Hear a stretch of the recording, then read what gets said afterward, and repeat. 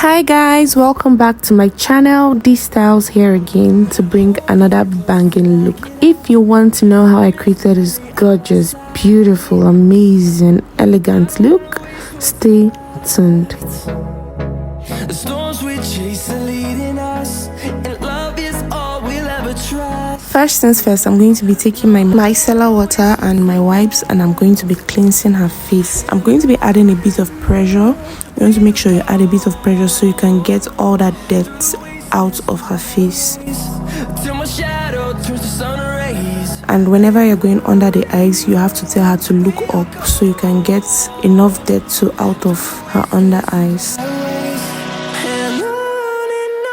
Next, I'm going to be fixing her contact lens. The trick to fixing your contact lens is by just telling your client to look down in the opposite direction and make sure you're fixing your contact lens on the white part of her eyes. Emphasis on white part so she doesn't get scared. Once it's on the white part, just tell her to adjust her eyes while still looking down to the contact lens.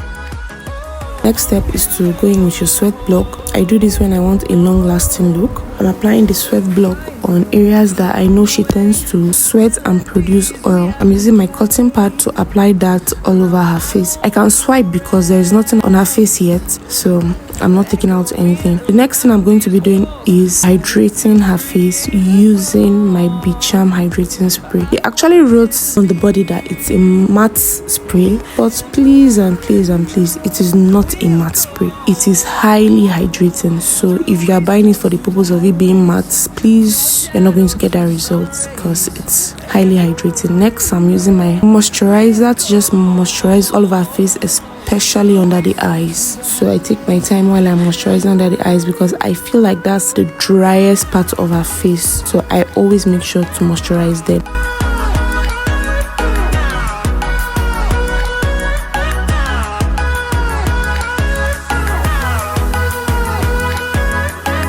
Now I'm applying my oil control on the oily parts of her face, applying it with my hand for better blending results. Next, I'm going to be applying her foundation. So I always make sure that I apply foundation to the middle part of the face using a brush, and then I go in with my damp beauty blender. Please forgive this beauty blender. I don't know.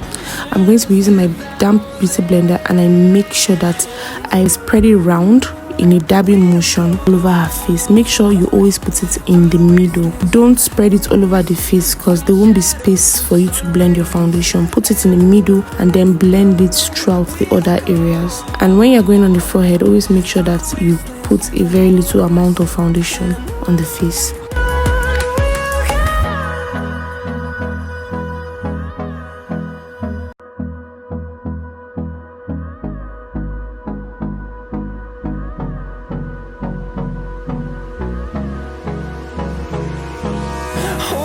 Close till I get up. Time is barely on our side. Next, I'm going to be contouring her face using a dark shade of concealer from Nubam Beauty. I'm applying that around the tragus area, and then I'm using my beauty blender to blend out any harsh line. Doing the same for the other side.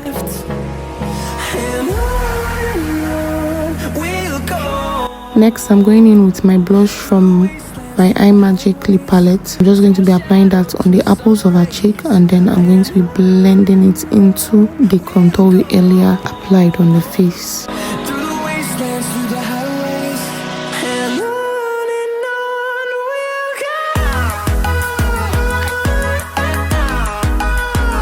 Next, I'm going to be highlighting her under eyes, her nose, her forehead, her cupid's bow, and her chin. I'm highlighting all these areas using the Bicham concealer.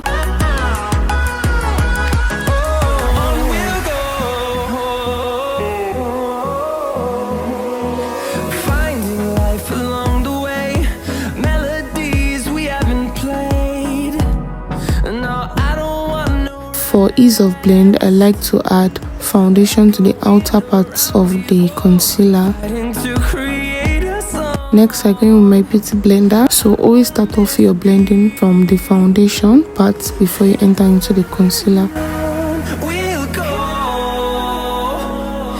You want to make sure you blend in a way that there are no harsh lines. Turns to sun rays, and on we'll And always start your blending from the foundation before you go into the concealer. For my under eye, I like my concealer to sit a bit longer just so it can build a certain amount of coverage. I blend out the other regions first before I go into my under eye.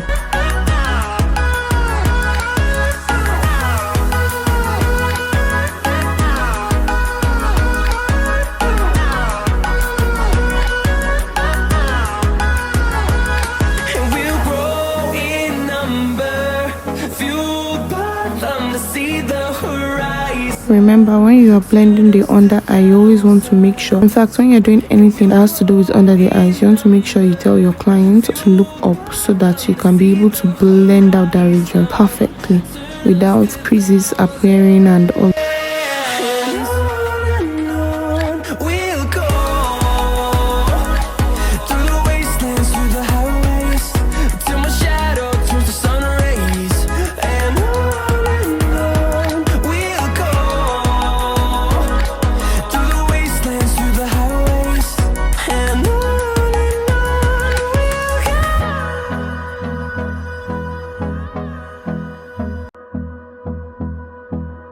Next, I'm going to be setting all the highlighted areas using my Mirac setting powder in the shade Ginger.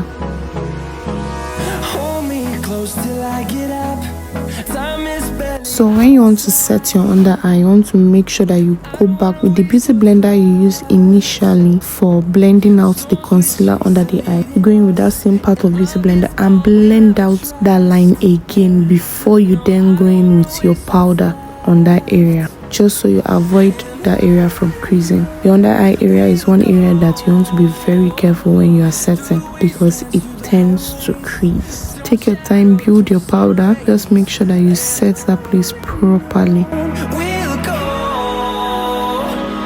through the wastelands, through the highways, and on we'll go. Right, next step now, I'm going to be applying my powder all over her face apart from the areas that we just highlighted. We're going to be setting every other part of her face. Yes, that includes both the blush area and the contour area.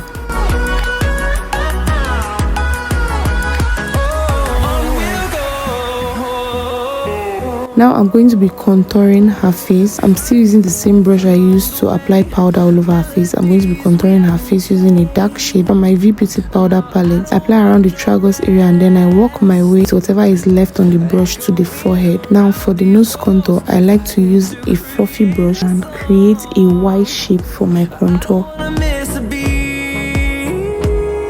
And on we'll go through the wastelands, through the highways.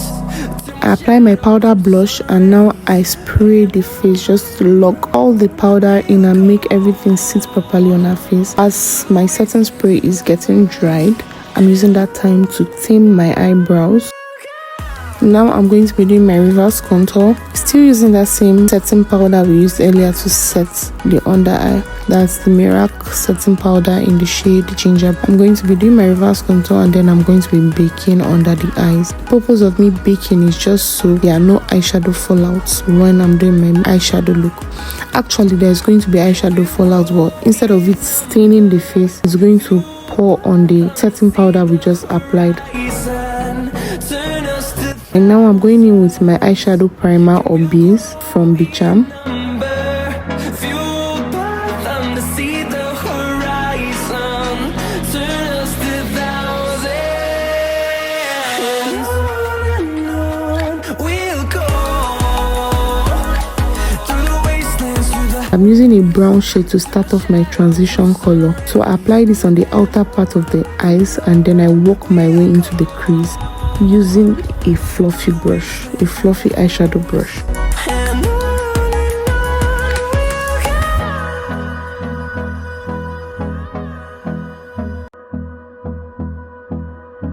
So I'm trying to create like a halo eye. I'm going to be darkening the edges both in the inner corner and in the outer corner, and then I'm going to be using a brighter shade for the middle. time is barely on our side. I'm smoking under the eyes using a dark shade. The storms we chase are leading us, and love is all we'll ever trust. Next, I'm going to be lifting the eyes using my beauty blender and a compact powder that is close to her shade. And on we'll go. I'm applying my glitter glue primer, and then now I'm applying my pigments and glitters to the middle of the eyes only. You don't want to spread this. Remember I said this was supposed to be a halo eyes. You just want to apply any pigment or glitter on just the middle of her eyes. Now any fallouts I might have had during the eyeshadow process, I'm just going to dust that off before I line her eyes.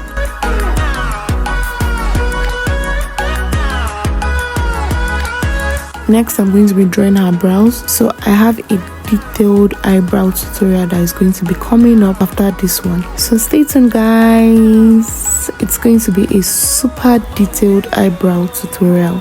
Make sure to look out for it. Alright, moving forward. Life along the way, melodies we haven't played.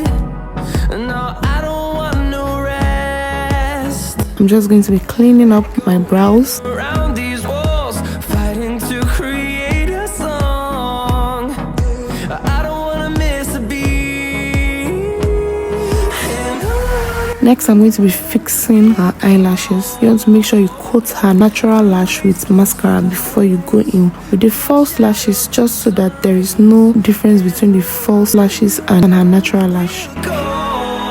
I went in with a glitter liner under the eyes to just make the eyes pop. And on we'll go. And now I'm just going to spray the face again to just let everything set. Going in with my mascara on her bottom lashes just to kind of like intensify and add volume to her lashes.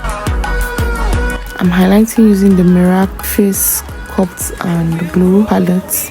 Number fueled by them to see the horizon, turn us to thousands. I'm just using that to highlight the high points of her face. That's her cheek, her forehead and nose, the bridge of her nose, and her cupid's bow and chin. Turn us to thousands. Next, I'm going to be lining her lips with this burgundy color from Beyond Beauty. I do that for the top and the bottom. Till my shadow turns to sun rays.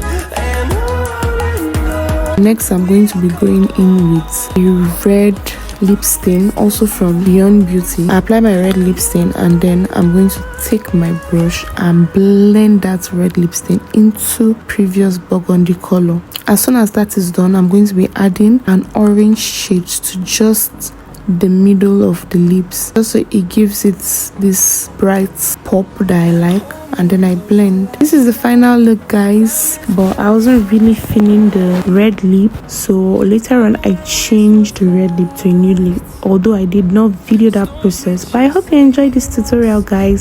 Please leave a like, share this video, subscribe, drop a comment, and I'll see you later. Bye, guys.